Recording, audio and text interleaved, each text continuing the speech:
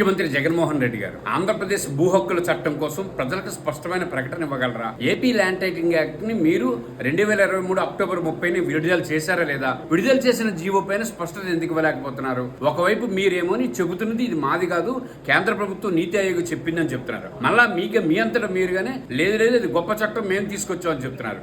నీతి ఆయోగ్ చెప్పింది ఏంటి, మీరు చేస్తున్నది ఏంటి? నీతి ఆయోగ్ ఏం కావాలన్నది మీరేం కావాలనుకుంటున్నారు? అసలు జనం మధ్య మీరు ఒరిజినల్ డాక్యుమెంటరీని మీ దగ్గర పెట్టుకొని డూప్లికేట్ ఇస్తారు, జెరాక్స్ ఇస్తారనే ఆలోచన ప్రజలకు వస్తున్నప్పుడు మీరు ఎందుకు మాట్లాడరు?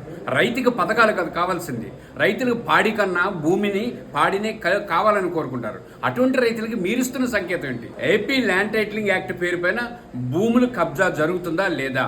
ల్యాండ్ గ్రాబింగ్ చట్టమా, లేకపోతే ల్యాండ్ బదలాయింపు చట్టమా, ల్యాండ్ని సంరక్షించే చట్టమా? ఎందుకు చెప్పలేకపోతున్నారు? వాస్తవాలు ఈ ముసుగులో గుద్దేవాడికి ఎందుకు తెర తీయలేకపోతున్నారు? మీరు అనుకున్న జీవో ఏంటి, మీరు ఏంటి జనానికి చెప్తున్నారో ఒక మాట చెప్పండి.